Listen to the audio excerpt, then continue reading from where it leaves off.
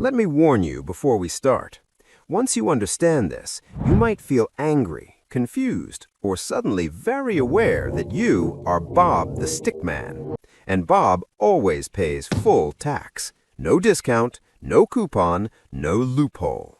Bob just cries softly while checking his payslip.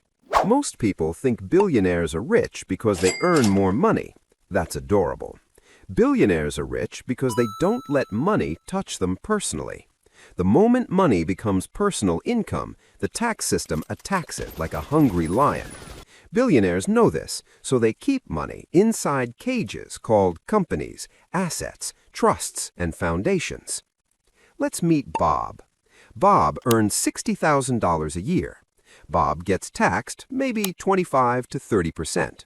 By the time Bob finishes paying income tax, social contributions, and mysterious deductions nobody understands, Bob is left with maybe $42,000. Bob saves a little. Inflation eats it slowly. Bob retires tired. Now let's meet Jeff. Yes, that Jeff. Jeff does not earn $60,000. Jeff's wealth increases by $5 billion this year because his company stock went up. Jeff pays exactly $0 in income tax on that increase. Why? Because Jeff didn't sell anything. No sale, no tax. Jeff didn't earn money. Jeff became richer. The tax system politely looks the other way. Now let's start with the most emotional topic, yachts.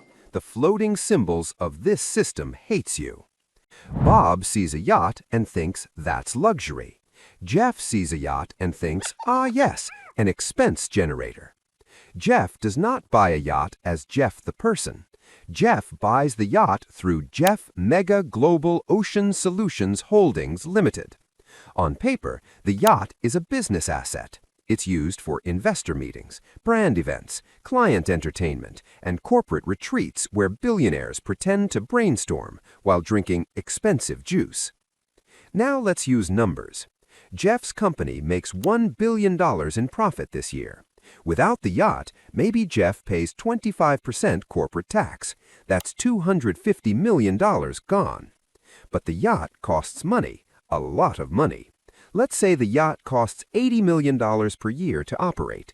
Crew salaries, fuel, docking, insurance, maintenance, food, repairs, cleaning, satellite internet so Jeff can tweet from the ocean. Now, Jeff's taxable profit is no longer $1 billion. It's $920 million. That alone saves roughly $20 million in tax. The yacht just paid for part of itself by existing. Now it gets darker. The yacht needs maintenance. Engines break, furniture wears out, paint peels. So the yacht company buys maintenance services from another company. Who owns that maintenance company? Jeff. So $30 million goes from Jeff Yacht Company to Jeff Maintenance Company. For the yacht company, it's an expense. Tax goes down. For the maintenance company, it's revenue. But that company also has expenses, salaries, equipment, offices, more deductions, less tax again. Jeff did not pay himself personally. Jeff moved money between legal boxes. Bob does not have boxes. Bob has a wallet. Now add depreciation. Tax law allows Jeff to say this yacht is losing value. Even if it's worth the same or more, on paper, it loses maybe $20 million per year. That's a fake loss that creates real tax savings. So the yacht does 4 things at once. It gives Jeff luxury, it creates expenses, it creates paper losses, and it keeps money away from personal income tax. Bob buys Netflix with after-tax money. Jeff buys oceans with pre-tax money. Now let's fly. Private jets. Same story, just faster and louder. Bob flies economy with after-tax money. Jeff flies private with pre-tax money. If Elon's company owns a jet and uses it for business travel, then fuel, pilots, maintenance, insurance, hangars, all business expenses. Let's say that jet costs $25 million a year to operate. That's $25 million less taxable profit. Bob buys a car for $30,000 after tax. Jeff loses $25 million on paper and saves millions in tax. Bob gets a parking ticket. Jeff gets champagne turbulence. Now let's move to art, where things start feeling illegal even when they're not. Larry buys a painting for $10 million. 10 years later, it's worth $50 million. If Larry sells it, capital gains tax arrives like a horror movie villain. So Larry doesn't sell. Instead, he stores the painting in a free port, a magical warehouse where art lives tax-free, untouched, like Schrodinger's Picasso.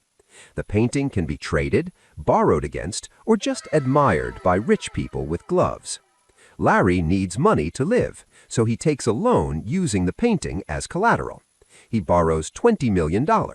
Loans are not income. Loans are not taxed. Larry lives off borrowed money while the art keeps increasing in value. Now let's say Larry donates the painting to a museum or foundation. The donation value is based on the current appraised value, not the purchase price. So Larry gets a massive tax deduction. He looks generous. The tax bill shrinks. Everyone claps. Bob donates $100 and keeps the receipt like a treasure. Now let's talk about foundations. This is where morality wears a suit. Bill creates a foundation. He moves $10 billion into it. That money is no longer personally taxable. The foundation invests the money. It grows. By law, maybe 5% must be donated each year. The rest stays invested. Bill gets tax benefits. The foundation gets control. The world gets press releases. Everyone wins, except Bob, who wonders why donating $50 didn't change his tax bracket. Now let's move to real estate, the quiet assassin of tax bills.